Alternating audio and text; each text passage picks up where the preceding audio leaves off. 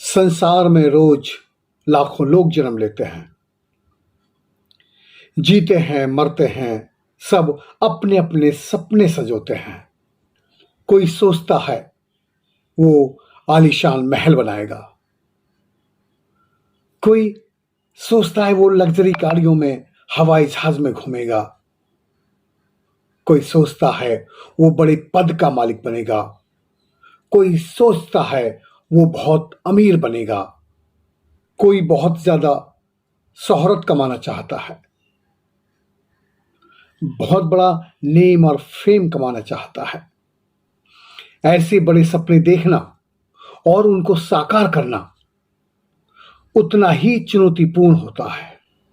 इसी भीड़ में एक व्यक्ति भौतिक संसाधन और दुनिया की चकाचौंध से दूर देखता है।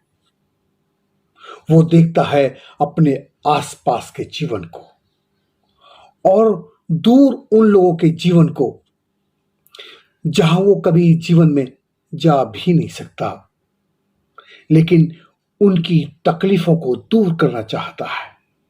हास्य पे जी रहे लोग शोषित पीड़ित समाज के जीवन में परिवर्तन लाने के लिए अपने आप को संघर्ष की आग में झोंक देता है और उसी आग में झोंक देता है अपने चार चार बच्चे, और पत्नी लाइलाज बीमारी का शिकार हो जाती है और उसकी बाहों में अंतिम सांस लेती है।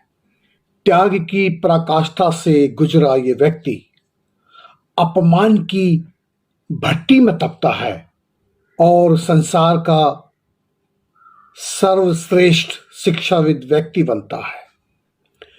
और एक दिन ये व्यक्ति इतना महान काम करता है कि हजारों वर्षों से सताए गए लोग, हजारों वर्षों से बहिष्कृत समाज की गुलामी की जंजीरों को अपनी कलम की तलवार से काट देता है। शोषित पीड़ितों के जीवन के काले अध्याय को फाड़ कर फेंक देता है। जानवरों की तरह रेंग रेंग कर जीवन जीने वाले लोगों के लिए ये व्यक्ति संविधान लिखता है। जो लोग दो वक्त की रोटी के लिए,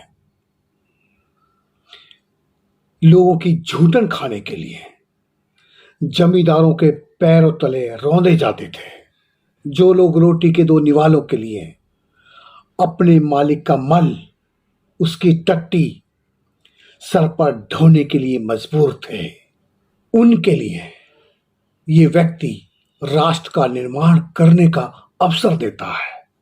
उनको उनके भारत में दोबारा स्थापित होने का अवसर देता है। उनको मानव मूल्यों को स्थापित करने के लिए एक सुनहरा मौका देता है। 7 करोड़ लोगों को ये व्यक्ति आजादी दिलाता है। 6 दिसंबर 1956 को ये व्यक्ति हमेशा हमेशा के लिए सो जाता है। निडर निर्भीक आवाज, कमजोरों की बुलंद आवाज का अंत हो जाता है। शोषितों को उनका हक दिलाने के लिए, मानव मूल्यों को स्थापित करने के लिए, अंधविश्वास और पाखंड के खात्मे के लिए ये व्यक्ति 32 डिग्रियां हासिल करता है। जो कभी ठीक से सोया ना हो वो हमेशा हमेशा के लिए सो जाता है और दे जाता है भारत के लोगों को भारत का संविधान। मैं आपको ले चलूंगा जिंदगी के ऐसे सफर पर जहां आपको जिंदगी से मुलाकात होगी। क्या है जिंदगी? किसे कहते हैं जिंदगी? कैसे जिया जाता है जिंदगी के हर पल को? थोड़ा समझिए, थोड़ा सीखिए और थोड़ा आकलन कीजिए कि हम दुनिया की इस भीड़ में कहां खड़े हैं। भविष्य का, भारत का संविधान निर्माता, बोधिसत्व, भारत रत्न, विश्व लीडर महानायक, संसार के सर्वश्रेष्ठ शिक्षाविद, विद्वान व्यक्ति का दाखला होना था। रामजी राव अंबेडकर अपने बच्चे भीवा का दाखला कराने के लिए स्कूल ले जाते हैं। रामजी राव अंबेडकर अपने बच्चे का दाखला स्कूल में करवाना चाहते हैं और मास्टर दाखला करने से इनकार कर देता है। तुम अनटचेबल हो, शूद्र हो, तुम्हारे बच्चे को हम शिक्षा नहीं दे सकते। रामजी राव अंबेडकर उस मास्टर से कहते हैं कि मैं अंग्रेजी सरकार में सूबेदार हूं और तुम कानून के नियमों का उल्लंघन कर रहे हो। तुम्हें मेरे बच्चे का दाखला करना होगा। अगर तुम दाखला नहीं करोगे तो मैं तुम्हारी नौकरी खा जाऊंगा।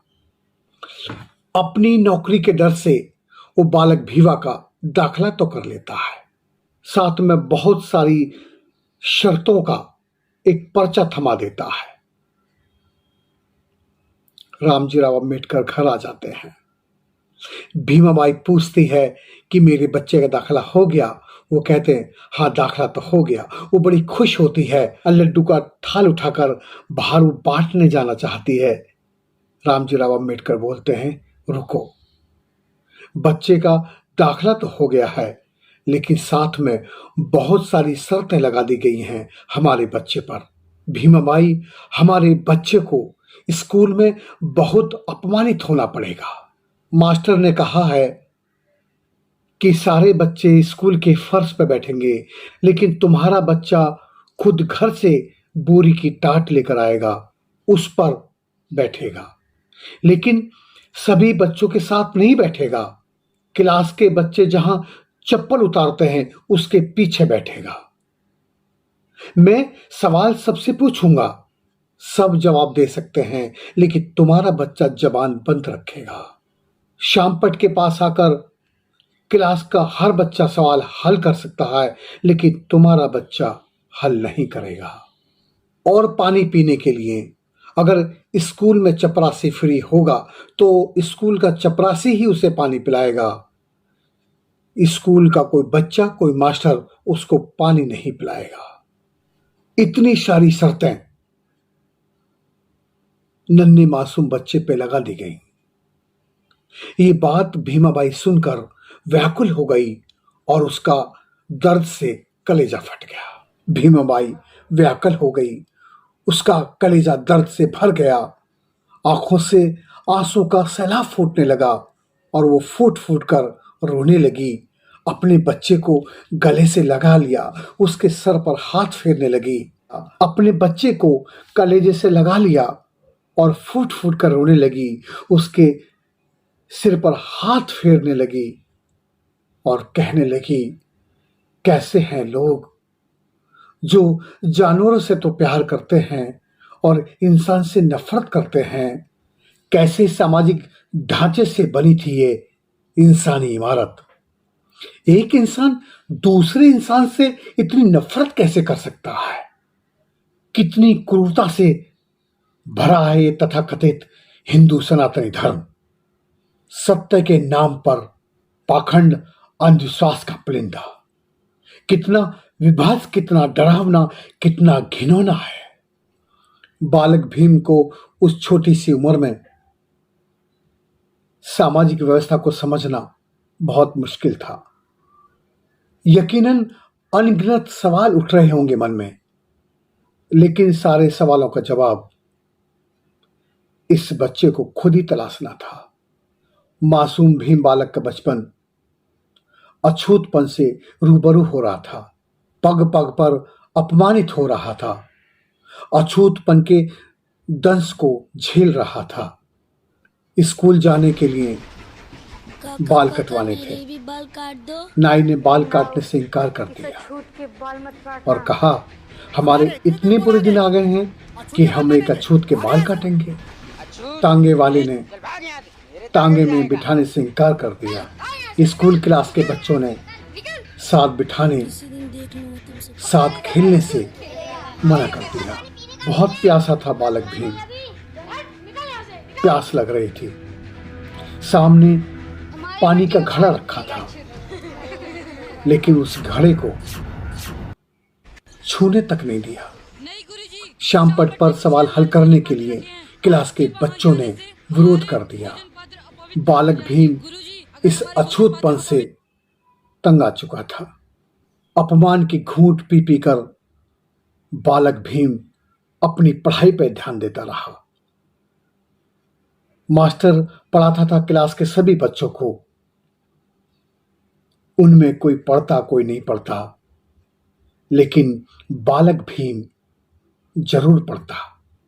5वीं कक्षा पास करने के बाद वो गांव सतारा छोड़कर पिताजी के पास मुंबई आ गया। बंबई में चाय की दुकान पर चाय वाले ने बातचीत की और पूछा, बेटा क्या नाम है तुम्हारा? उसने कहा, भीमा। क्या करते हो? मुंबई में कहाँ रहते हो? भीमा ने कहा, पढ़ता हूँ। उसने पूछा, पढ़ लिख कर क्या बनोगे? बच्चे ने कहा, मैं बहुत बड़ा आदमी बनूंगा। चाय वाला खुश हुआ और उसने पूछा, कौन सी जात है तुम्हारी? कौन जात है तुम्हारी? भीमा ने कहा, महारू में। बस इतना सुनते ही चाय वाले ने धुतकार कर भगा दिया। एक बार की बात है, स्कूल से भीमराव अंबेडकर अपने भाई के साथ घर जा रहे थे। रास्ते में बारिश होने लगी और बहुत तेज बारिश होने लगी। तो बालक भीम अपने भाई के साथ एक ब्राह्मण के छज्जे के नीचे खड़े हो जाते हैं और अपनी किताबों को छुपाने के लिए दीवार की तरफ मुंह कर लेते हैं। उनके सामने भी एक घर था, वो भी ब्राह्मण का था। उसके छज्जे के नीचे गाय खड़ी थी। ब्राह्मण घर से बाहर निकला और भीमा को भगा दिया। जानवर को नहीं भगाया। भीमा भागते भागते गिर गया। उसकी किताबें भीग गईं और जब बालक भीम घर पहुंचा और अपनी किताबों को साफ करने लगा, पानी को कपड़े से साफ कर रहा था और साफ करते करते उसकी आंखों में आंसू आ रहे थे, तो डॉक्टर अम्बेडकर अपनी मां से लिपट गए, फूट फूट के रोने लगे और मां से सवाल करने लगे, मां, हमारे साथ जानवर जैसा सलूक क्यों होता है? मां, क्या हम इंसान नहीं हैं? हमारे साथ जानवर से भी बेकार क्यों सलूक होता है? लोग जानवर का सम्मान करते हैं। मैं ब्राह्मण के छज्जे के नीचे खड़ा था। मैं अपनी किताबों को भीगने से बचा रहा था, लेकिन ब्राह्मण ने मुझे वहां से धुतकार कर भगा दिया और मैं गिर गया। मेरी किताबें भीग गई। मां, सामने छज्जे के नीचे गाय खड़ी थी। ब्राह्मण ने उसे नहीं भगाया, मुझे भगा दिया। मां, नाई मेरे बाल काटने से क्यों इनकार कर देता है? तांगे वाला मुझे तांगे में क्यों नहीं बिठाता है? मां, क्लास के बच्चे मुझे साथ क्यों नहीं खेलने देते हैं? मां, स्कूल की किसी प्रतियोगिता में मैं भाग क्यों नहीं ले सकता हूँ? स्कूल का चपरासी ही मुझे पानी पिला सकता है, बाकी बच्चों को हर कोई पानी पिला सकता है। चपरासी फ्री होता है तो मुझे पानी मिल जाता है, चपरासी फ्री नहीं होता है तो मैं पूरे दिन प्यासा रहता हूँ। माँ, हमारे साथ ये भेदभाव क्यों है? माँ, आखिर ये व्यवस्था क्या है? माँ, हमने कौन सा गुनाह किया है? माता भीमाबाई के पास कोई जवाब नहीं था। वो अपने बच्चे के साथ रोती जा रही थी, अपने बच्चे के दर्द को महसूस कर रही थी।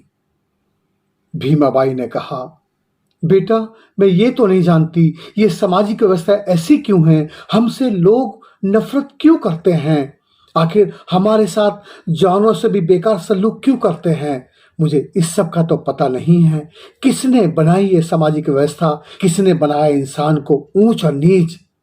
बेटा, मैं ये तो नहीं जानती, लेकिन मैं तुझे इसलिए पढ़ा रही हूं कि तेरे जीवन में जो जो भी समस्या आएंगी, वो समस्याएं आने वाली पीढ़ियों के जीवन में नहीं आनी चाहिए। उन तकलीफों से कोई और नहीं गुजरना चाहिए। बेटा, तू इस सामाजिक व्यवस्था को बदल देगा। भीमाबाई अपने बच्चे का चेहरा पकड़ती है, उसकी आंखों में देखती है और उससे फिर सवाल करती है, भीवा, ये मेरा सपना है, तू मेरा सपना साकार करेगा। बच्चा क्या जाने क्या सपना। छुआछूत के माहौल में डॉक्टर बाबा साहब भीमराव अम्बेडकर बचपन में प्राइमरी की शिक्षा सतारा महाराष्ट्र से पूरी करते हैं और उसके बाद आ जाते हैं मुंबई।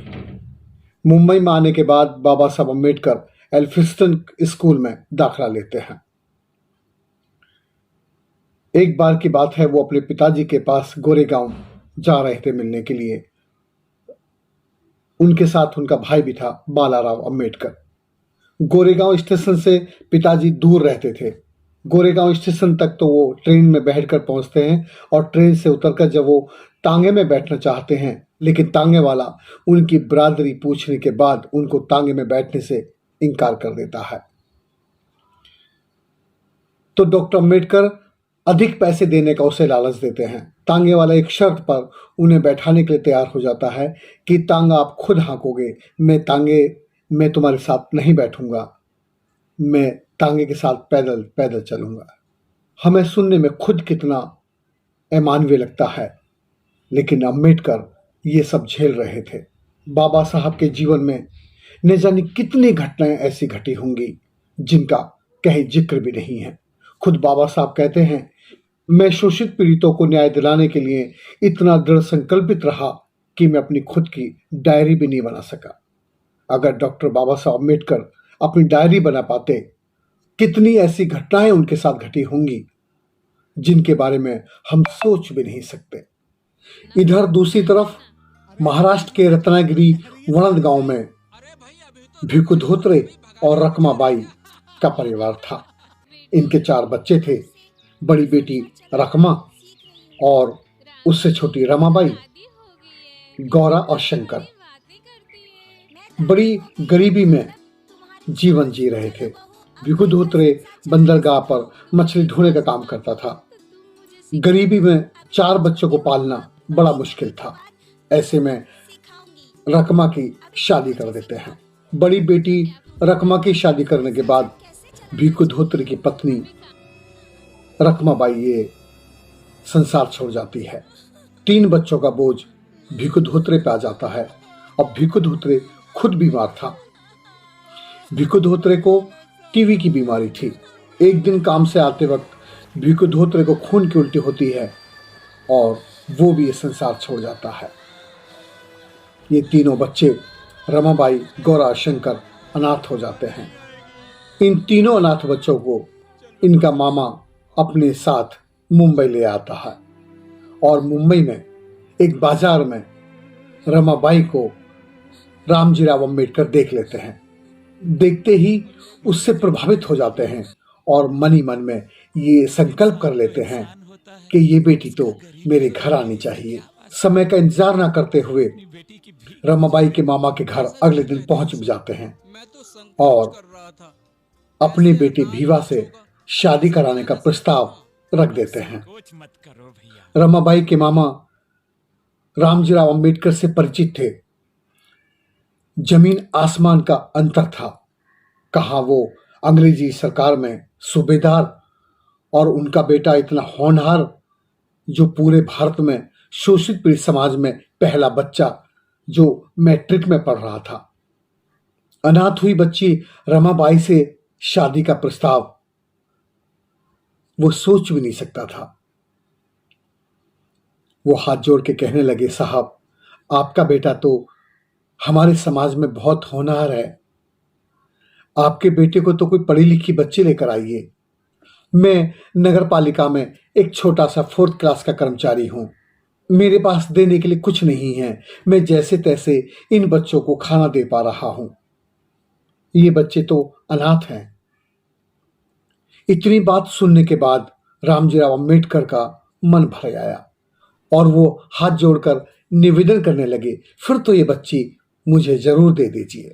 इतना बड़ा व्यक्ति इतनी नम्रता से हाथ जोड़कर निवेदन कर रहा था तो फिर रमाबाई के मामा भी इंकार नहीं कर सके। और वो दिन आ गया जब 1906 में भाई खल्ला मछली मार्केट में रमाबाई और बाबा साहब अम्बेडकर की शादी हो गई। शादी होने के तुरंत बाद रमाबाई घर पर आ गई। रमाबाई ने घर पर आकर पूरा घर संभाल लिया, जिससे पूरा परिवार रमाबाई से प्रभावित था। रमाबाई के कुशल व्यवहार, उसके कुशल नेतृत्व, परिवार चलाने की उसकी समझ बचपन से ही थी। खासतौर से रामजीराव अम्बेडकर बहुत प्यार करते थे रमाबाई को। बाबा साहब अम्बेडकर हमेशा पढ़ाई में व्यस्त रहते थे। बाबा साहब अम्बेडकर ने मुंबई यूनिवर्सिटी से इकोनॉमिक और पॉलिटिकल साइंस में बीए किया। बाबा साहब अम्बेडकर संस्कृत पढ़ना चाहते थे, लेकिन एल्फिस्टन कॉलेज के लोगों ने उनको संस्कृत पढ़ाने से इनकार कर दिया। संस्कृत पढ़ने का आपका राइट नहीं है। इस अपमान का घूंट भी बाबा साहब पी गए। ऐसे में रामजीराव अम्बेडकर के दोस्त केलुष्कर ने सयाजीराव गायकवाड़ बड़ौदा स्टेट के राजा के पास प्रस्ताव रखा कि ये बच्चा होनहार है, पढ़ना चाहता है, लेकिन पिताजी पढ़ाने में सक्षम नहीं है। क्या आप इस बच्चे की कुछ मदद कर सकते हैं? सयाजीराव गायकवाड़ उनको स्कॉलरशिप देने लगते हैं। सयाजीराव गायकवाड़ की स्कॉलरशिप से बाबा साहब ग्रेजुएट हुए, जिसके बदले उनको बड़ौदा स्टेट के राजा के यहाँ पर नौकरी करनी थी। नौकरी करने वो चले जाते हैं। पूरे शहर में उनको किराए पर कोई मकान नहीं मिलता है। जहां भी जाते हैं उनसे उनकी जाति पूछी जाती है, जिसकी वजह से उनको धुतकार दिया जाता है। पहला दिन था जब वो बड़ौदा स्टेट के राजा के यहाँ पर नौकरी करने के लिए जाते हैं और ऑफिस में एंट्री करते हैं, तो एंट्री के पहले जो बिछी हुई कालीन थी उसको लपेट दिया जाता है कि एक शूद्र महार आ रहा है, हमारी कालीन गंदी हो जाएगी। और जब वो ऑफिस में प्रवेश कर एंट्री रजिस्टर मांगते हैं तो चपरासी रजिस्टर हाथों में नहीं देता है, उनको फेंक कर देता है। ये अपमान का घूंट भी बाबा साहब पी जाते हैं। पूरा दिन ऑफिस में काम करते करते उनको प्यास लगती है, तो चपरासी से पानी मांगते हैं। तो चपरासी कहता है कि पानी नहीं है आपके लिए इस ऑफिस में, आपको बाहर जाकर पानी पीना पड़ेगा। तो उन्हीं के सामने पानी का घड़ा रखा था। वो पानी के घड़े की तरफ बढ़ते हैं और पानी पीना चाहते हैं, तो तभी ब्राह्मण कहता है, ये पानी आपको पीने के लिए नहीं है, इस पानी को तो हम पीते हैं, आपको बाहर जाकर पानी पीना होगा। डॉक्टर अम्बेडकर वहां पहली बार क्रांति का बिगुल फूंकते हैं और कहते हैं, मैं तो यही पानी पीऊंगा, आपको पानी पीना है तो बाहर जाकर पियो। शाम हो चुकी थी, अभी भी उनके ठहरने की व्यवस्था नहीं हुई थी। बाबा साहब अपना सामान उठाकर शहर की तरफ जाते हैं और रहने का ठिकाना ढूंढते हैं। बड़ी मुश्किल से पारसी धर्मशाला में ठहरने की व्यवस्था होती है। ऑफिस के कर्मचारियों को पता लग जाता है, और जब उनको पता लगता है कि पारसी धर्मशाला में रहता है, ब्राह्मण पारसी धर्मशाला में उनका विरोध करने के लिए पहुंच जाते हैं। उनकी जाति पता लगने के बाद पारसी धर्मशाला से भी उन्हें भगा दिया जाता है। ये सारी बात वो बड़ौदा स्टेट के राजा के साथ शेयर करते हैं और उनसे निवेदन करते हैं कि मुझे आपके शहर में ठहरने की व्यवस्था नहीं है, मैं आपकी नौकरी करना चाहता हूं, मैं आपका कर्ज चुकाना चाहता हूं। एक शर्त पर मैं आपकी नौकरी कर सकता हूं, यदि मुझे अपने राजमहल में ठहरने की व्यवस्था कराएं तो। सयाजी गायकवाड़ यहाँ हंसते हैं। वो कहते हैं, अम्बेडकर, मैंने तुम्हें पढ़ाने में सहयोग किया, ये भी एक क्रांति है, और सारी क्रांति का ठेका मेरे पास थोड़ी है। कुछ मैंने किया, कुछ तुम कर लो। बाबा साहब ने कहा, मैं क्रांति तो करना चाहता हूं, लेकिन तुम्हारे बॉन्ड से बंधा हूं। सयाजी गायकवाड़ फिर कहते हैं, जाओ, मैं तुम्हें अपने बॉन्ड से मुक्त करता हूं। अम्बेडकर, क्या आगे की पढ़ाई करने के लिए आप विदेश जाओगे? बाबा साहब हाँ कर देते हैं। इस तरह स्कॉलरशिप के बेस पर बाबा साहब अम्बेडकर आगे की पढ़ाई करने के लिए अमेरिका चले जाते हैं, जहां पर वो इकोनॉमिक और पॉलिटिकल साइंस में पोस्ट ग्रेजुएट होते हैं। फ्रांस से वो संस्कृत में एमए करते हैं। जर्मन, लंदन, अमेरिका, फ्रांस, इन सब जगह से बाबा साहब अम्बेडकर 32 डिग्रियां हासिल करते हैं। LLB, LLM, DLitt, bar at law, MPhil, PhD, इतनी सारी डिग्रियां बाबा साहब हासिल करते हैं। 9 भाषाओं का ज्ञान प्राप्त करते हैं और संसार के महान व्यक्तित्व को पढ़ते हैं। संसार की सामाजिक और आर्थिक स्थिति का आकलन करते हैं और एक बुक लिखते हैं, प्रॉब्लम ऑफ रूपी। शिक्षा हासिल करने का बाबा साहब के सफर बहुत आसान नहीं था। बाबा साहब ने पीछे मुड़कर नहीं देखा। एक ही लक्ष्य, शिक्षित बनना, एक ही लक्ष्य की ओर आगे बढ़ते रहे। उन्हें जानना था मानव और मानवीयता क्या है। उन्हें जानना था सामाजिक और आर्थिक व्यवस्था क्या है। उन्हें जानना था राजनीतिक व्यवस्था क्या है। आखिर इंसान का शोषण क्यों करता है, उसकी वजह क्या है। इस सब के पीछे बाबा साहब अम्बेडकर ने बहुत कुछ खो दिया था। बाबा साहब की बेटी इंदुमती बीमार है। परिवार की सारी जिम्मेदारी रमाबाई के पास है। उनके भाई शराब पी पी के मर गए थे। पिताजी बाबा साहब के सामने गुजर चुके थे। रमाबाई पर पूरे परिवार की जिम्मेदारी थी। रमाबाई के बहन भाई गौरा शंकर अनाथ थे, इसलिए उसी के साथ रहते थे। बाबा साहब की बुआ विधवा थी और अपाहिज थी, उसकी जिम्मेदारी भी रमाबाई पे थी। बाबा साहब की बहन डाइवोर्स हो चुका था, वो भी घर पर रहती थी। बाबा साहब की भाभी, बाबा साहब का भतीजा, इस तरह पूरे परिवार की जिम्मेदारी रमाबाई पे थी और इनकम का कोई सोर्स नहीं था।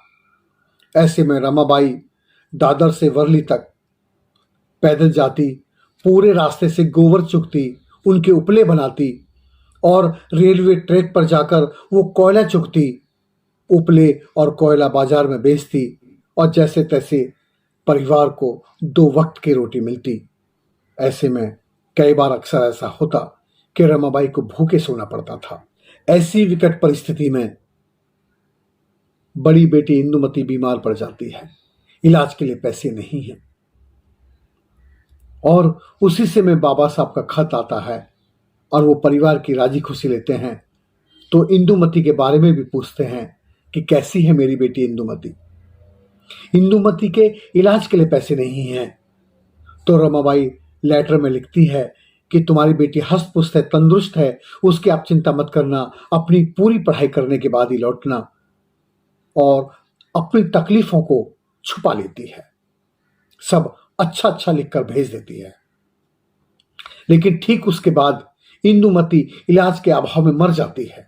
2.5 वर्ष गुजर जाने के बाद जब बाबा साहब पूरी पढ़ाई करके मुंबई लौटते हैं, उन्हें बंदरगाह पे ख्याल आता है कि लोगों ने तीज त्योहार मनाए होंगे, उत्सव में अच्छे कपड़े पहने होंगे, अच्छा खाना खाया होगा, फल और मिठाइयां खाई होंगी, लेकिन मेरे बच्चों को अच्छा खाना नहीं मिला होगा, उन्होंने मिठाई का मुंह नहीं देखा होगा, मेरे बच्चों ने दूसरों का मुंह तका होगा, मेरे बच्चों को नए कपड़े भी नहीं मिले होंगे। तो ऐसे में बाबा साहब मिठाई बंदरगाह से ले लेते हैं, कुछ कपड़े अपने बच्चों के लिए ले लेते हैं और परिवार में जितने भी लोग थे सबके लिए कुछ ना कुछ ले लेते हैं। और जब घर के दरवाजे पर आते हैं और रमाबाई को पता लगता है मेरे साहब विदेश से लौटे हैं, उनके स्वागत के लिए रमाबाई दरवाजे पर जाती है, उनका वेलकम करती है, उनका आरता उतारती है, पैर छूती है और घर में बाबा साहब प्रवेश करते हैं। बाबा साहब अम्बेडकर आवाज लगाते हैं, बेटे यशवंत, तो बेटा दौड़ कर आ जाता है। फिर आवाज लगाते हैं, बेटी इंदुमती, और इंदुमती घर के अंदर से आती नहीं है। ऐसे में बाबा साहब फिर आवाज लगाते हैं, इंदुमती। इंदुमती घर में से आती नहीं है। इंदुमती हो तो आए भी।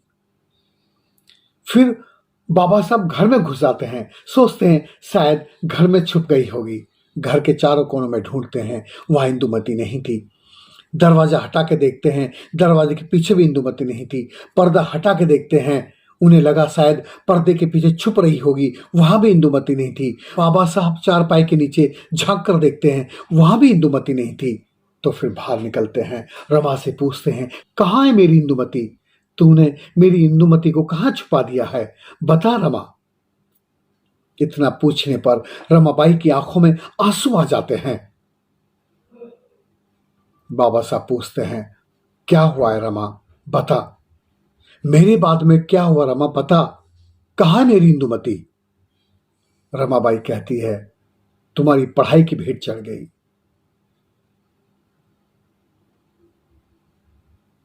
बाबा साहब की आंखों में भी आंसू आ जाते हैं, पैरों तले जमीन खिसक जाती है और बोलते हैं, रमा तूने मुझे यह भी नहीं बताया मेरी बेटी मर चुकी है? तो रमाबाई कहती है, करोड़ों बेटियों का दर्द समझते हो, करोड़ों बेटियों को आजाद करना चाहते हो, महिलाओं को पुरुषों के बराबर लाने का सपना देखते हो और एक बेटी की मौत से रोते हो। बाबा साहब के पास कोई जवाब नहीं था। दोनों पति पत्नी बेटी के गम में डूब जाते हैं। बाबा साहब बड़ौदा स्टेट के राजा के यहां से रेलवे स्टेशन पे आ जाते हैं। रेलवे स्टेशन पे जो ट्रेन थी वो जा चुकी थी। दूसरी ट्रेन के इंतजार में बाबा साहब एक पेड़ के नीचे बैठ जाते हैं। पेड़ के नीचे बैठकर बचपन से लेकर अब तक का जो जीवन था, अनटचेबिलिटी के कारण, छुआछूत के कारण उनके साथ जो भी घटनाएं घटी वो उनके ब्रेन स्किन पर एक एक करके चल रही थी। मुंबई में आने के बाद भी उनको छुआछूत झेलनी पड़ी। वो भेदभाव बारूद बन चुका था।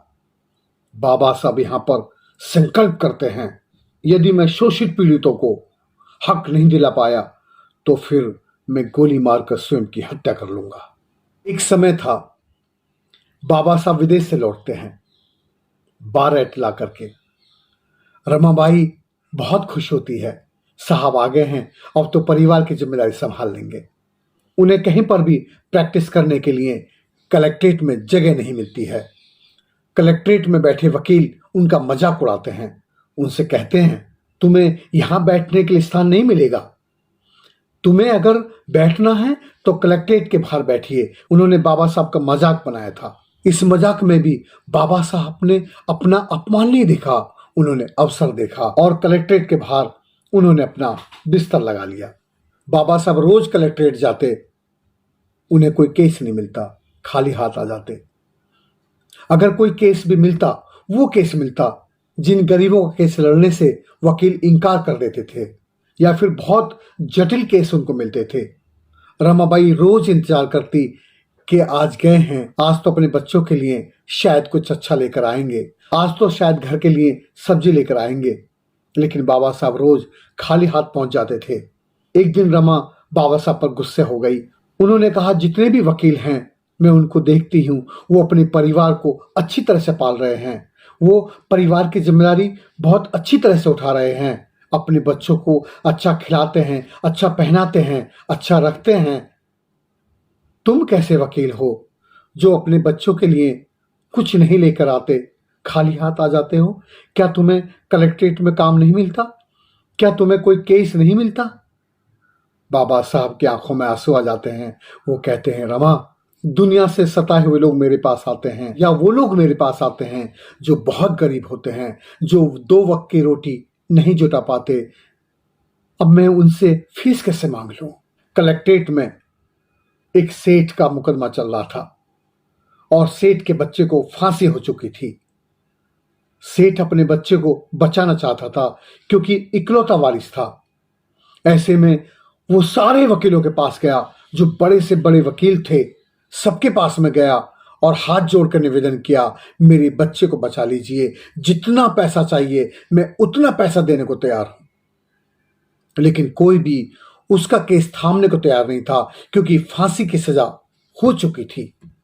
ऐसे में एक वकील ने उस सेठ का मजाक उड़ा दिया। उसने कहा, तुम्हारे बच्चे को सिर्फ एक व्यक्ति बचा सकता है और वो कलेक्ट्रेट के बाहर बैठा है, नाम है उसका अम्बेडकर।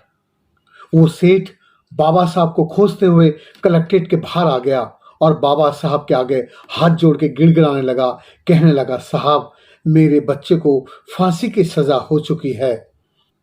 पूरे कलेक्ट्रेट में एक भी वकील ऐसा नहीं है जो मेरे बच्चे को बचा सके। सब लोग ये कहते हैं तेरे बच्चे को अम्बेडकर बचा सकता है। तो साहब मेरे बच्चे का केस आप लड़ लीजिए। बाबा साहब अम्बेडकर फाइल चेक करते हैं और कहते हैं जाओ, मैं तुम्हारे बच्चे का केस लड़ूंगा।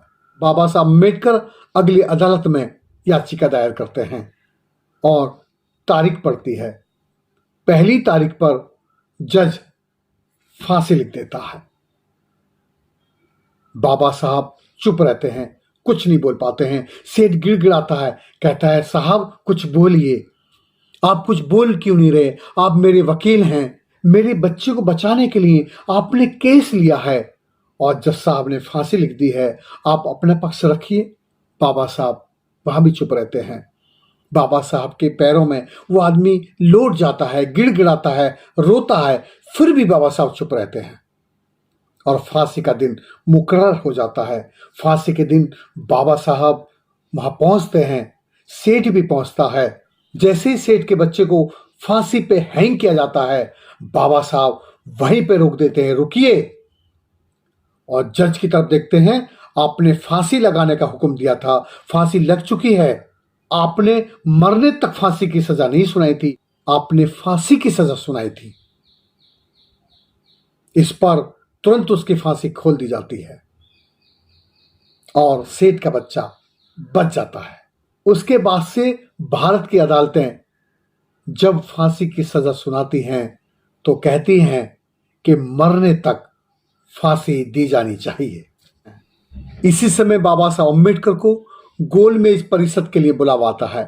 गोलमेज परिषद के लिए बाबा साहब को लंदन जाना है और गरीबी इतनी कि किराए के लिए पैसे नहीं हैं और इधर बच्चा गंगाधर बीमार है, उसके इलाज के लिए पैसे नहीं हैं। बाबा साहब इसलिए परेशान हैं कि मुझे लंदन जाना है, मेरे पास किराए के लिए पैसे नहीं हैं, और रमाबाई इसलिए परेशान है कि उसका बच्चा गंगाधर बीमार है और इलाज के लिए पैसे नहीं हैं। जैसे तैसे कुछ पैसे जो रमाबाई ने जोड़े हुए थे, उन पैसे को लेकर रमाबाई अपने बच्चे को डॉक्टर के पास ले जाना चाहती है, लेकिन बाबा साहब की आंखों में नमी देख लेती है और रुक जाती है, पूछती है तुम क्यों परेशान हो, तुम्हारी आंखें नम क्यों हैं, तुम दुखी क्यों हो? बाबा साहब कहते हैं रमा, शोषित पीड़ितों के हक के लिए मुझे लंदन जाना है और मेरे पास किराए के लिए पैसे नहीं हैं, मैं इसलिए दुखी हूँ। रमाबाई कुछ नहीं सोचती, जितने पैसे उसके पास थे सारे पैसे बाबा साहब को दे देती है और कहती है जाओ तुम लंदन चले जाओ। बाबा साहब पैसे देखते हैं, कहते हैं ये काफी नहीं है, और पैसे चाहिए।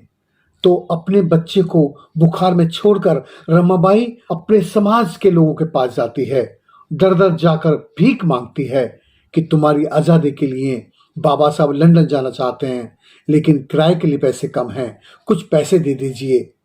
जो लोग आज भी आजादी का मतलब नहीं समझते हैं, उस समय कैसे समझते होंगे? लोगों ने अपने दरवाजे से भगा दिया होगा, बड़ा अपमान किया होगा। बड़ी मुश्किल से कुछ पैसे रमाबाई को मिलते हैं। रमाबाई वो पैसे लेकर घर आती है और बाबा साहब को दे देती है। बाबा साहब लंदन चले जाते हैं। लंदन गोलमेज परिषद में बाबा साहब हमारी आजादी की जंग, शोषित पीड़ित समाज की जंग, हादसे पे जी रहे लोगों की जंग, जो हजारों सालों से गुलाम थे, जो जानों से पत्थर जिंदगी जीने पर मजबूर थे, उनकी जंग जीत जाते हैं और अपने बेटे गंगाधर की जंग हार जाते हैं। घर पर आकर देखते हैं गंगाधर मर चुका है और कफन के लिए पैसे नहीं है। एक आदमी उनसे आकर कहता है साहब कफन के लिए पैसे दे दो। बाबा साहब अपनी जेब चेक करते हैं और कहते हैं मेरे पास कफन के लिए पैसे नहीं हैं। बाबा साहब का गला रुंध जाता है, आंखों से आंसू छलक जाते हैं। रमाबाई तुरंत समझ जाती हैं और सोचती हैं मेरे पति का कहीं अपमान ना हो जाए, कहीं मेरे पति का सिर झुक ना जाए, इससे पहले मेरा पति भरी सभा में अपमानित हो। रमाबाई अपनी साड़ी का पल्लू फाड़ती हैं और अपने बच्चे पर चढ़ा देती हैं। कहती हैं ले जाओ मेरे गंगाधर को, मेरे आंचल के बिना मेरे गंगाधर को नींद नहीं आएगी। अंग्रेजी हुकूमत बाबा साहब को कम्युनल अवार्ड देती है। बाबा साहब को भी पृथक निर्वाचन क्षेत्र चुनने का अधिकार देती है। इस अधिकार के खिलाफ यरवड़ा जेल में बंद महात्मा गांधी अमरण उपोषण करते हैं, मरने तक भूख हड़ताल पर बैठ जाते हैं। ये बात आग की तरह फैल जाती है। हर बड़ा व्यक्ति बाबा साहब से मिन्नत करता है कि गांधी जी को बचा लीजिए, लेकिन बाबा साहब टस से मस नहीं होते हैं। वो कहते हैं हजारों वर्षों से जिन्हें गुलाम बनाकर रखा गया हो, जिन्हें 2 वक्त की रोटी के लिए, दूसरों के झूठे खाने के लिए लोगों के तलवे चाटने पड़ते हो, जिन्हें अपनी जीविका चलाने के लिए, अपने बच्चों का पेट भरने के लिए दूसरों का मैला सर पे ढोना पड़ता हो, वो उन लोगों का हक खाना चाहता है। ऐसे व्यक्ति का मर जाना ही ठीक है। इस तरह एक एक दिन गुजरता जाता है और गांधी जी की हालत बेकार होने लगती है। ये बात भी जग जाहिर हो जाती है। जितनी भी मीडिया है सब बाबा साहब के विरोध में लेख छापने लगते हैं। पूरे भारत में सब बाबा साहब के खिलाफ हो जाते हैं और बाबा साहब अकेले खड़े रहते हैं, टस से मस नहीं होते हैं। ऐसे में महात्मा गांधी की पत्नी कस्तूरबा गांधी कुछ समर्थकों के साथ बाबा साहब के पास पहुंच जाती है और बाबा साहब के आगे पल्लू फैलाकर गांधी जी के जीवन का दान मांगती है। कहती है, गांधी जी तुम्हारे दोषी हैं, लेकिन वो मेरे पति हैं और आप मेरे भाई हो। मैं आपको अपना भाई मानती हूं। एक बहन की रक्षा कीजिए, मुझे मेरे पति का जीवन दान दे दीजिए। बाबा साहब अम्बेडकर कहते हैं, जो व्यक्ति दूसरों के हक खाना चाहता हो, ऐसे व्यक्ति का जिंदा रहकर क्या फायदा है, उसका मर जाना ठीक है। और ये कहकर बाबा साहब मुंह फेर कर निकल जाते हैं। ये बात उस समय के अखबार और पत्रिकाओं की हेडलाइन बनती है और पूरे भारत में ये बात प्रचारित की जाती है कि गांधी जी का हत्यारा अम्बेडकर। गांधी जी के समर्थक बाबा साहब के समाज के घर जलाने लगते हैं, उनके मवेशी जला दिए जाते हैं, उनके मवेशी जला दिए जाते हैं। तो ऐसे में माता रमाबाई अम्बेडकर और समाज के लोग बाबा साहब के पैरों में लौट जाते हैं, उनसे निवेदन करते हैं, साहब हमें जिंदा बचा लीजिए, हम जिंदा रहेंगे तो हम लड़ पाएंगे, अगर हम मर गए तो फिर आप लड़ाई किसकी लड़ेंगे, हमें इस समय सिर्फ जिंदा रखिए। कोई बीच का रास्ता है तो निकाल लीजिए। बाबा साहब अपने समाज के आगे सरेंडर कर देते हैं और समाज को जिंदा बचाने के लिए गांधी जी के जीवन दान के बदले हमें आरक्षण मिला था, रिजर्वेशन मिला था। बाबा साहब जानते थे कि रिजर्वेशन समाधान नहीं है। जब तक ये शोषित पीड़ित समाज के लोग शिक्षित नहीं होंगे, संगठित नहीं होंगे और संघर्ष नहीं करेंगे, इनको जो अधिकार मैं देकर जाऊंगा वो छीन लिए जाएंगे। बाबा साहब के पास दूरदृष्टि थी। वो जानते थे कि समाज में लीडर नहीं चमचे पैदा हो जाएंगे। तो समाज को जागरूक करने के लिए बाबा साहब गांव-गांव जाते थे। बाबा साहब ने अपने समाज को हक दिलाने के लिए, उनको एकजुट करने के लिए बिगुल फूंक दिया और महार तालाब में पानी पीने का हक प्राप्त किया। काला मंदिर प्रवेश में बाबा साहब को पत्थर मारे गए। बाबा साहब ने उस समय कहा था कि मंदिर जाकर भगवान के दर्शन करना मेरा मकसद नहीं है, मेरा मकसद अपनी ताकत का एहसास कराना है कि जिस जगह से हमें रोका जाए वहां जाना ज्यादा जरूरी है। बाबा साहब ने इसी समय मजदूरों के हक की लड़ाई लड़ी। मजदूर मजदूरी करता था, मजदूरी मांगने का हक नहीं था, मजदूर का समय तय नहीं था। बाबा साहब ने अपने जीवन काल में महिलाओं की परिस्थिति बनाई। सामाजिक इस संघर्ष में बाबा साहब अपने परिवार की तरफ नहीं देख पाते थे, यदा कदा ही अपने परिवार में जाते थे। जब भी कभी वो जाते थे तो उनका सबसे छोटा बेटा राजतन उनके पास आता था। बाबा साहब उसको प्यार से खिलाते थे और बहुत खुश होते थे और रमा से कहते थे, रमा देखना मेरा बेटा राजा बनेगा। और बाबा साहब उसको बहुत प्यार करते थे क्योंकि बाबा साहब के सामने वो बड़ा हो रहा था, बाबा साहब की गोदों में वो खेला था। बाबा साहब उसको लेकर बहुत सारे सपने सजोए हुए थे। लेकिन बाबा साहब के सामाजिक संघर्ष में एक दिन राजरतन मर जाता है। राजरतन मरा पड़ा है और रमाबाई सवाल करती है कि तुम तो कहते थे ये राजा बनेगा, ये मिट्टी, ये पार्थिव शरीर कैसे राजा बनेगा? बाबा साहब कहते, रमा, अब मेरे समाज के हर घर में एक राजरतन पैदा होगा। तू चिंता मत कर, अब एक राजा नहीं, सैकड़ों राजा बनेंगे। लेकिन बाबा साहब को नहीं पता था, बाबा साहब उस समय ये नहीं जानते थे, उनके संघर्ष के बल पर जो लोग शासन प्रशासन में पहुंचेंगे, जो लोग विधानसभा, विधान परिषद, लोकसभा, राज्यसभा में पहुंचेंगे, वो लोग समाज का नेतृत्व ना कर कर सिर्फ अपने बारे में सोचेंगे, अपने बच्चों के बारे में सोचेंगे। अगर बाबा साहब इतना जानते तो अपने बच्चों को कुर्बान नहीं करते। पूरे जीवन में बाबा साहब अपने लिए नहीं जी सके, वो शोषित पीड़ितों के लिए जलते रहे मगर चलते रहे। बाबा साहब को बहुत सारी बीमारियां हो गई थी। बाबा साहब को बीमारियों ने जकड़ लिया था। उनको गठियाबाई थी, ऑर्थोराइटिस के वो पेशेंट थे, डायबिटिक थे। बाबा साहब को हाई ब्लड प्रेशर था और पाचन तंत्र उनका ठीक नहीं था, क्योंकि समय से ना सोना होता था, न समय से खाना पीना होता था। खान पान का संतुलन ठीक नहीं था। बाबा साहब दिन रात अपने समाज के लिए सोचते रहे, अपने समाज के लिए लिखते रहे, अपने समाज के लिए बोलते रहे, अपने समाज के लिए संघर्ष करते रहे। इधर रमाबाई पर ध्यान नहीं दे पा रहे थे। रमाबाई, बाबा साहब का ख्याल रखने में रमाबाई अपना ख्याल नहीं रखती थी। ऐसे में वो टीबी की मरीज हो गई। एक दिन डॉक्टर ने कहा, इन्हें टीबी हो चुकी है, ये लाइलाज बीमारी है, अब तो कुछ ही दिन की मेहमान हैं, हो सके तो आप इनकी सेवा कर लीजिए। बात सेवा के आई तो बाबा साहब कांप गए। वो सोचने लगे, जिस महिला के मैंने 4-4 बच्चे अपने मिशन में दफना दिए, जिस महिला को मैंने 2 गज कभी कपड़ा लाके नहीं दिया, जिस महिला को मैंने अच्छा भोजन तक नहीं दिया, जिस महिला के पास बैठकर मैं कभी उससे उसका दर्द नहीं पूछ सका, अब उस महिला की सेवा करने का मैं ड्रामा कैसे करूं? बाबा साहब बहुत दुखी हो गए, बहुत व्याकुल हो रहे थे। उनकी आंखों में आंसू का सैलाब था और रमाबाई सो रही थी। बाबा साहब रमाबाई के पास जाते हैं, पांव और बैठकर उसके पैर पकड़ लेते हैं और रोने लगते हैं। रमाबाई तुरंत उठ जाती है, पूछती है, तुम क्यों रो रहे हो? क्या बात है, मुझे बताओ। बाबा साहब कहते, रमा, तूने तो पत्नी धर्म निभाया, लेकिन मैं पति धर्म नहीं निभा सका। रमा, मैं तेरा गुनहगार हूं।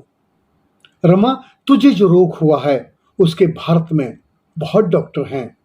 मेरा समाज टीबी जैसी बीमारी से तो नहीं मरेगा, लेकिन छुआछूत की बीमारी से मर जाएगा और उसका कोई डॉक्टर नहीं है, सिर्फ मैं डॉक्टर हूं। मुझे माफ कर दे रमा। बाबा साहब को रमाबाई पकड़कर अपने पास बिठाती है, उनके आंसू पोंछती है, उनका हाथ अपने हाथ में पकड़ती है और उनसे संकल्प लेती है, तुम शोषित पीड़ितों की आवाज हो, तुम्हें रुकना नहीं है, तुम्हें डरना नहीं है, तुम्हें घबराना नहीं है, तुम्हें रोना भी नहीं है। मेरे मरने के बाद भी ये तुम संघर्ष जारी रखोगे ना?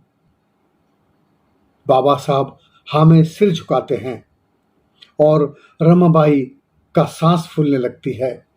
रमाबाई उनके कंधे पर अपना सिर रख लेती है और बाबा साहब उसको अपनी गोद में ले लेते हैं और रमा से वादा करते हैं, रमा, तू चिंता मत कर, मैं ये जंग जारी रखूंगा। रमाबाई एक स्माइल करती है, उनको देखती है और देखती रह जाती है। उसकी आंखें फटी की फटी रह जाती हैं और अपनी अंतिम सांस बाबा साहब की बाहों में लेती है। बाबा साहब की बाहों में रमाबाई का पार्थिव शरीर पड़ा था। बेजान देखकर बाबा साहब कांप जाते हैं। बाबा साहब उसको हिलाते हैं, कहते, रमा, रमा उठ, रमा उठ। नहीं रमा, नहीं रमा, रमा तू मुझे छोड़ के नहीं जा सकती। रमा देख, रमा, रमा, रमा तू मुझे छोड़ के नहीं जा सकती, रमा उठ, रमा उठ। रमाबाई उठती नहीं, मर जाती है। बाबा साहब कहते हैं, रमा उठ, तुझे अभी जीना होगा, मेरे समाज की आजादी तुझे देखनी होगी। उठ रमा उठ, तेरा संघर्ष बेकार नहीं जाएगा। जिसके लिए तूने अपने 4-4 बच्चे कुर्बान किए, जिसके लिए तूने खुद को नहीं देखा, वो समय जरूर आएगा। रमा उठ, रमा तुझे उठना होगा, रमा रमा तुझे उठना होगा। मेरे समाज की आजादी देखनी होगी, मेरे समाज को भी शिक्षा का अधिकार मिलेगा, मेरे समाज को भी संपत्ति का अधिकार मिलेगा, मेरे समाज को भी बोलने का अधिकार मिलेगा, मेरे समाज को भी हंसने का, मुस्कुराने का, सपने देखने का अवसर मिलेगा। रमा उठ, मेरे समाज की आजादी तुझे देखनी होगी। रमाबाई उठती नहीं, बाबा साहब की बाहों में मर जाती है। बाबा साहब का और माता रमाबाई का हम पर कर्ज है। हमारे लिए उनके 4-4 बच्चे कुर्बान हुए, ये कर्ज हमको चुकाना है। हमारे लिए संघर्ष करते करते बाबा साहब अकेले हो गए। ना टाइम से खाना, न टाइम से सोना, और दुनिया भर की बीमारियों ने बाबा साहब को जकड़ लिया। ऐसे में बाबा साहब को एक सहारा चाहिए था। वो सहारा सविता कबीर के रूप में बाबा साहब को मिली। दूसरी शादी बाबा साहब ने की सविता कबीर के साथ, जो एक नर्स थी। बाबा साहब का वो बहुत ख्याल रखती थी। बहुत तकलीफ होने के बाद भी बाबा साहब मनुवादियों से जंग लड़ते रहे। वो समय आ गया जब अंग्रेज ये देश छोड़कर जा रहे थे, लेकिन शर्त उन्होंने रख दी थी कि जब तक तुम अपना संविधान नहीं बना लोगे, हम देश छोड़कर नहीं जाएंगे। हमें ये पता रहना चाहिए कि हमारे बाद में आप अपना देश कैसे चलाओगे। सत्ता पाने के लिए जो लालायित थे, उनके पास एक भी व्यक्ति गुणवान नहीं था, एक ही व्यक्ति इतना महान नहीं था, इतना शिक्षित नहीं था जो भारत का संविधान लिख सके। अलग अलग जातियों में बटा भारत, अलग अलग प्रांत, राजा रजवाड़े में बटा हुआ भारत, अलग अलग धर्मों के लोग, उनको एक ही सूत्र में बांधना था, एक ही ग्रंथ में बांधना था। ऐसा ग्रंथ जहां सबके धर्म सुरक्षित रह सकें, सबका अस्तित्व सुरक्षित रह सके, सबके अधिकार जिसमें सुनिश्चित किए जा सकें। और वो दिमाग किसी के पास नहीं था। समय बीतता जा रहा था। ऐसे में ये अवसर डॉक्टर बाबा साहब अम्बेडकर को मिलता है। उन्हें संविधान निर्मात्री कमेटी का चेयरमैन बनाया जाता है। उन्हें ड्राफ्टिंग कमेटी का चेयरमैन बनाया जाता है, जिसमें 7 लोग थे। 7 लोग में 2 लोग बीमार रहते थे, 2 लोग आते ही नहीं थे, और एक व्यक्ति देश के बाहर ही रहता था। इस तरह भारत का संविधान लिखने की जिम्मेदारी बाबा साहब अम्बेडकर, उनके सहयोगी BN राव के पास आ गई। बड़ी मेहनत से बाबा साहब ने दिन रात एक कर दिया, और 2 साल 11 महीने 18 दिन में बाबा साहब ने संविधान तैयार करके संविधान सभा को सौंप दिया। 2 महीने लगातार उस संविधान पे डिबेट हुई, एक एक आर्टिकल पे डिबेट हुई, जिसकी अध्यक्षता बाबा साहब ने की। बाबा साहब ने अध्यक्षता की और सबको संतुष्ट किया। इस तरह से संविधान को पारित करने के लिए 289 लोगों ने अपनी सहमति दिखाते हुए हस्ताक्षर किए, और 26 जनवरी 1950 को संविधान पूर्णतः लागू कर दिया गया। बाबा साहब अम्बेडकर जानते थे कि हो सकता है संविधान के साथ छेड़छाड़ करके संविधान को कंप्लीटली नष्ट कर दिया जाए। तो ऐसे में बाबा साहब अंतिम दिन में संविधान की उद्देश्य का जो प्रेम्बल है, संविधान की जो आत्मा है, वो पेश करते हैं, जिसमें बाबा साहब लिखते हैं, हम भारत के लोग भारत को एक प्रभुत्व संपन्न, समाजवादी, धर्मनिरपेक्ष, लोकतंत्रात्मक गणराज्य बनाने तथा उसके समस्त नागरिकों को सामाजिक, आर्थिक और राजनीतिक न्याय विचार अभिव्यक्ति, विश्वास, धर्म उपासना की स्वतंत्रता, प्रतिष्ठा, अवसर की समता प्राप्त कराने के लिए तथा उन समय व्यक्ति की गरिमा, राष्ट्र की एकता और अखंडता सुनिश्चित कराने वाली बंधुता बढ़ाने के लिए दृढ़ संकल्पित होकर अपनी संविधान सभा में आज तारीख 26 नवंबर 1949 ईस्वी मिति मार्गशीर्ष शुक्ल संवत सप्तमी 2006 विक्रमी को एतद द्वारा इस संविधान को अंगीकृत, अधिनियमित और आत्मर्पित करते हैं। इस उद्देशिका के अनुरूप ही कोई भी कानून बनना चाहिए, लेकिन वर्तमान में संविधान की आत्मा के साथ छेड़छाड़ की जा रही है। 111 संशोधन कर दिए गए हैं और वही संशोधन कर दिए गए हैं जहां पे शोषित पीड़ितों के अधिकार सुनिश्चित किए गए थे। बाबा साहब अम्बेडकर संसद में पहुंचना चाहते थे और वो चुनाव मुंबई से लड़ते हैं। मुंबई में बाबा साहब अम्बेडकर के पीए को कांग्रेस उनके अगेंस्ट खड़ा कर देती है और बाबा साहब चुनाव हार जाते हैं।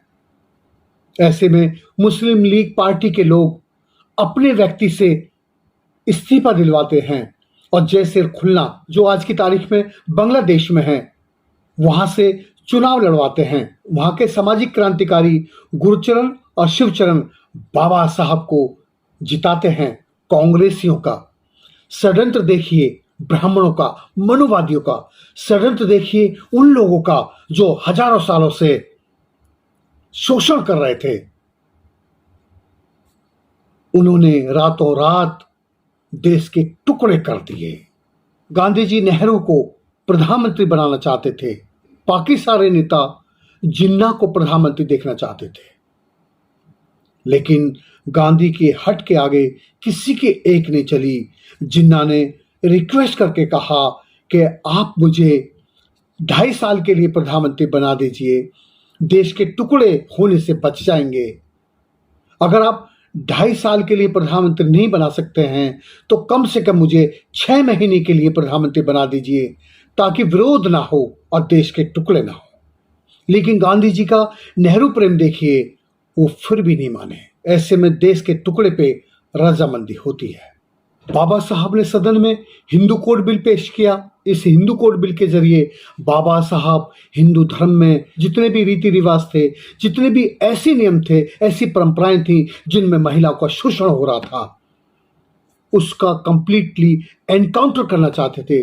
कंप्लीटली फुल स्टॉप बाबा साहब उस पर लगाना चाहते थे, लेकिन इस बात को सदन में लोगों ने नहीं माना।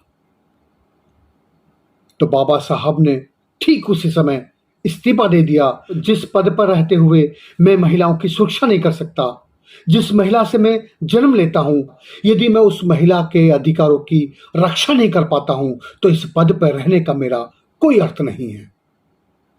और ठीक फिर बाबा साहब संसद से बाहर आकर क्रांति का बिगुल फूंक देते हैं। पूरे भारत में जन जागृति करते हैं और बड़े बड़े आंदोलन खड़े करते हैं। समाज को पाखंड, अंधविश्वास से ऊपर उठाना चाहते हैं। और 14 अक्टूबर 1956 को बाबा साहब नागपुर में बौद्ध धर्म की दीक्षा ग्रहण करते हैं। जब बाबा साहब से कहा जाता है बुद्धम शरणम गच्छामि, तो वो कहते हैं बुद्धम शरणम गच्छामि। जब उनसे कहा जाता है धम्मं शरणं गच्छामि, वो कहते हैं धम्मं शरणं गच्छामि। जब उनसे कहा जाता है संघम शरणं गच्छामि, तो बाबा साहब संगम शरणं गच्छामि नहीं कहते हैं।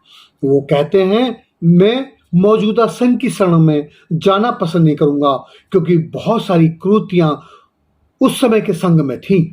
22 प्रतिज्ञा दोहराते हैं, जो संघ इन 22 प्रतिज्ञाओं का पालन करता होगा, मैं ऐसे संघ की शरण में जाना पसंद करूंगा। बाबा साहब नेपाल जाते हैं, वहां के राजा से मिलते हैं। वहां का राजा बहुत प्रभावित था बाबा साहब से। बाबा साहब भारत में आकर एक बहुत बड़े आंदोलन को जन्म देने वाले थे। वो ऐलान भी कर देते हैं कि जिसकी लाठी उसकी भैंस। बाबा साहब ताकत के रूप में उभर रहे थे। लोगों में उनकी लोकप्रियता बढ़ रही थी। लाखों लोग जो धम्म दीक्षा लिए थे, लाखों लोगों ने नागपुर में धम्म दीक्षा ली थी, उससे मनुवाद हिल गया था। मनुवाद को अपना अस्तित्व खतरे में नजर आने लगा। आरएसएस की नींद हराम हो गई। मनुवादी चैन से सो नहीं पा रहे थे। बाबा साहब को फेल करना चाहते थे और न जाने किस षड्यंत्र के तहत जो आज तक राज बना हुआ है। बाबा साहब 5 दिसंबर 1956 को ये दुनिया छोड़ जाते हैं। 6 दिसंबर 1956 को चैत्य भूमि मुंबई में बाबा साहब परिनिर्वाण को प्राप्त हो जाते हैं। एक लंबी यात्रा के बाद एक त्याग की पराकाष्ठा से गुजरता ये महान व्यक्तित्व और हमको दे जाता है लोकतंत्र, हमको दे जाता है भारत का संविधान। जब संविधान लागू हुआ तो बाबा साहब से पूछा जाता है कैसा साबित होगा ये संविधान, तो बाबा साहब उस समय कहते हैं किसी भी देश का संविधान चाहे कितना भी अच्छा क्यों ना हो, अगर उसको अमल में लाने वाले लोगों की नीयत अच्छी होगी तो अच्छा साबित होगा, अगर उनकी नीयत में खोट होगा तो बुरा साबित होगा। शोषित पीड़ित समाज में पैदा हुए बाबा साहब ने लिखा संविधान शोषित पीड़ित समाज के जीवन के स्तर को उठाने के लिए लिखा गया संविधान, प्राकृतिक नैतिक मानवीयता पर आधारित लिखा गया संविधान। और आज इंसान के दुश्मनों के हाथों में है संविधान, मोहब्बत के दुश्मनों के हाथ में है संविधान, उन्हीं मनुवादियों के बच्चों के हाथ में है संविधान। अगर कोई शोषित पीड़ित समाज का व्यक्ति पहुंचा है संसद में तो वो नए राजा बनने की चाहत पाल बैठा है, इसलिए आज भी गुलाम है समाज। हमें बाबा साहब अम्बेडकर जैसे चरित्र की आवश्यकता है, हमें मान्यवर काशीराम साहब जैसे व्यक्ति की आवश्यकता है। और हम कहाँ ढूंढें, कहाँ जाएं, कब पैदा होगा वो महान व्यक्तित्व। हम कम से कम कुछ नहीं कर सकते, होगा तो कोई ना कोई शोषित पीड़ितों में से ही, क्योंकि लड़ाई वही लोग लड़ सकेंगे जिनको आवश्यकता है और चरित्र भी वहीं से पैदा होगा। हम इतना कर सकते हैं, हम अगर कुछ नहीं कर सकते तो हम आने वाले लीडर का, हम आने वाले व्यक्तित्व का, हम आने वाले अम्बेडकर और काशीराम का वेलकम कर सकते हैं। उस व्यक्तित्व के लिए हम एक बेहतर एनवायरनमेंट क्रिएट कर सकते हैं। हम अच्छा बोल सकते हैं, अच्छा लिख सकते हैं, अच्छा करने का प्रयास तो कर सकते हैं। अगर हम इतना भी करते रहेंगे और जो कर रहे हैं उनको सहयोग यदि हम करते रहेंगे तो यकीनन इस भारत का नेतृत्व आने वाले समय में हमारे बच्चे करेंगे। ये संविधान हमारे बच्चों के हाथ में होगा तो फिर बेहतर साबित होगा। मैं विदा लेता हूं आपसे।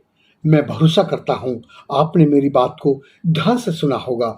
यदि आपको मेरी बात पसंद आई हो, यदि आपको ये वीडियो अच्छा लगा हो, मेरे इस नंबर पर आप कॉल कर सकते हैं, मेरे चैनल को सब्सक्राइब कर सकते हैं, इस वीडियो को फॉरवर्ड कर सकते हैं, कमेंट्स कर सकते हैं और मैं आपके लिए उपलब्ध हूं। जब चाहें मुझे बुला सकते हैं।